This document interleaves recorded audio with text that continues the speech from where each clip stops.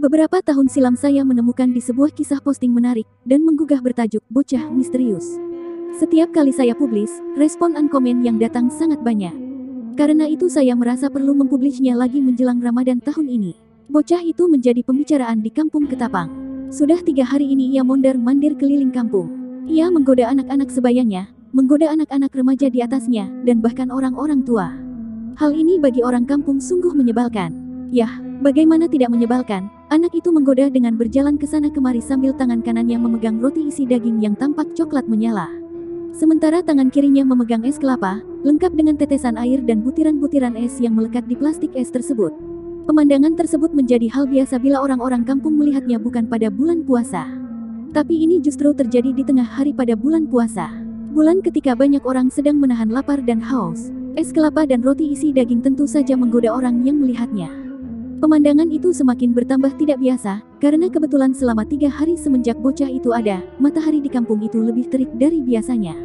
Lukman sebagai takmir masjid, mendapat laporan dari orang-orang kampung mengenai bocah itu. Mereka tidak berani melarang bocah kecil itu menyodor-nyodorkan dan memperagakan bagaimana dengan nikmatnya ia mencicipi es kelapa dan roti isi daging tersebut. Pernah ada yang melarangnya, tapi orang itu kemudian dibuat mundur ketakutan sekaligus keheranan. Setiap dilarang, bocah itu akan mendengus dan matanya akan memberikan kilatan yang menyeramkan.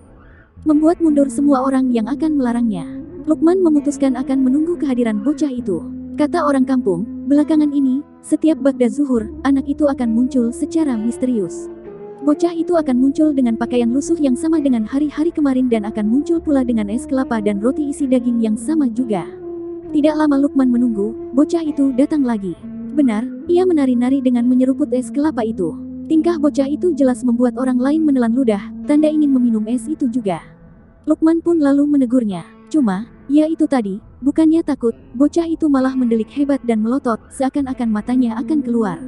Bismillah, ucap Lukman dengan kembali mencengkeram lengan bocah itu. Ia kuatkan mentalnya. Ia berpikir, kalau memang bocah itu bocah jadi-jadian, ia akan korek keterangan apa maksud semua ini. Kalau memang bocah itu, bocah beneran pun, ia juga akan cari keterangan, siapa dan dari mana sesungguhnya bocah itu. Mendengar ucapan bismillah itu, bocah tadi mendadak menuruti tarikan tangan Lukman. Lukman pun menyentak tangannya, menyeret dengan halus bocah itu, dan membawanya ke rumah. Gerakan Lukman diikuti dengan tatapan penuh tanda tanya dari orang-orang yang melihatnya. Ada apa Tuan melarang saya meminum es kelapa dan menyantap roti isi daging ini? Bukankah ini kepunyaan saya? Tanya bocah itu sesampainya di rumah Lukman, seakan-akan tahu bahwa Lukman akan bertanya tentang kelakuannya. Matanya masih lekat menatap tajam pada Lukman. Maaf ya, itu karena kamu melakukannya di bulan puasa, jawab Lukman dengan halus, apalagi kamu tahu, bukankah seharusnya kamu juga berpuasa? Kamu bukannya ikut menahan lapar dan haus, tapi malah menggoda orang dengan tingkahmu itu. Sebenarnya Lukman masih akan mengeluarkan unek-uneknya, mengomeli anak itu. Tapi mendadak bocah itu berdiri sebelum Lukman selesai. Ia menatap Lukman lebih tajam lagi. Itu kan yang kalian lakukan juga kepada kami semua. Bukankah kalian yang lebih sering melakukan hal ini ketimbang saya? Kalian selalu mempertontonkan kemewahan ketika kami hidup di bawah garis kemiskinan pada 11 bulan di luar bulan puasa. Bukankah kalian yang lebih sering melupakan kami yang kelaparan, dengan menimbun harta sebanyak-banyaknya dan melupakan kami? Bukankah kalian juga yang selalu tertawa dan melupakan kami yang sedang menangis? Bukankah kalian yang selalu berobat mahal bila sedikit saja sakit menyerang, sementara kalian mendiamkan kami yang mengeluh kesakitan hingga kematian menjemput ajal? Bukankah juga di bulan puasa ini hanya pergeseran waktu saja bagi kalian untuk menahan lapar dan haus? Ketika beduk maghrib bertalu, ketika azan maghrib terdengar, kalian kembali pada kerakusan kalian. Bocah itu terus saja berbicara tanpa memberi kesempatan pada Lukman untuk menyela. Tiba-tiba suara bocah itu berubah. Kalau tadinya ia berkata begitu tegas dan terdengar sangat menusuk, kini ia bersuara lirih, mengibah. Ketahuilah Tuan, kami ini berpuasa tanpa ujung. Kami senantiasa berpuasa meski bukan waktunya bulan puasa, lantaran memang tak ada makanan yang bisa kami makan. Sementara Tuan hanya berpuasa sepanjang siang saja.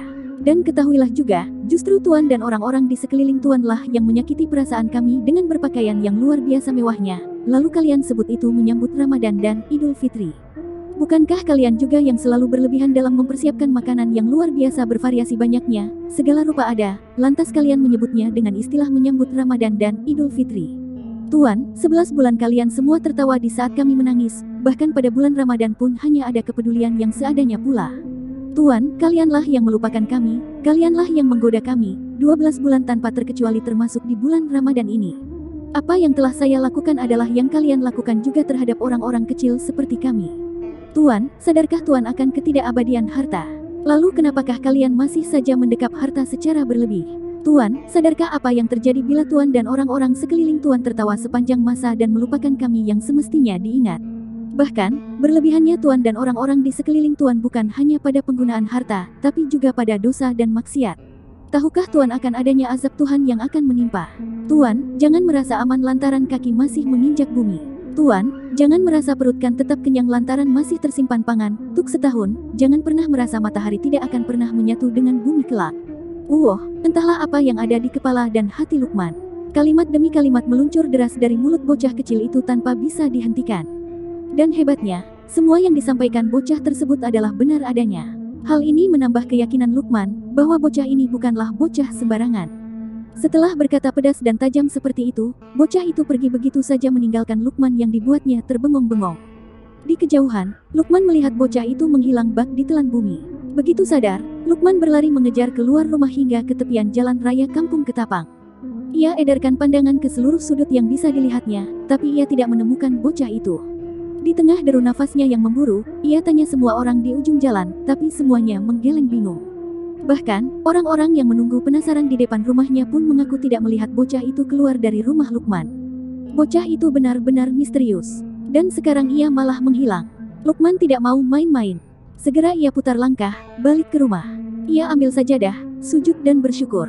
Meski peristiwa tadi irasional, tidak masuk akal, tapi ia mau meyakini bagian yang masuk akal saja.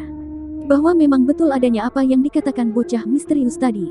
Bocah tadi memberikan pelajaran yang berharga, betapa kita sering melupakan orang yang seharusnya kita ingat. Yaitu mereka yang tidak berpakaian, mereka yang kelaparan, dan mereka yang tidak memiliki penghidupan yang layak.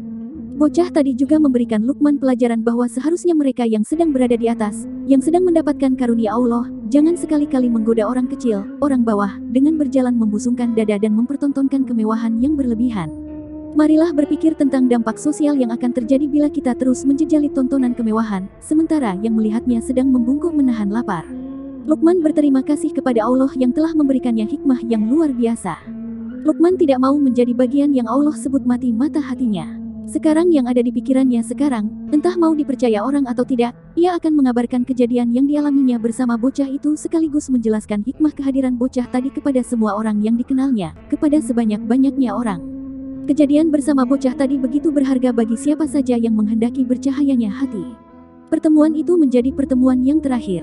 Sejak itu Lukman tidak pernah lagi melihatnya, selama-lamanya.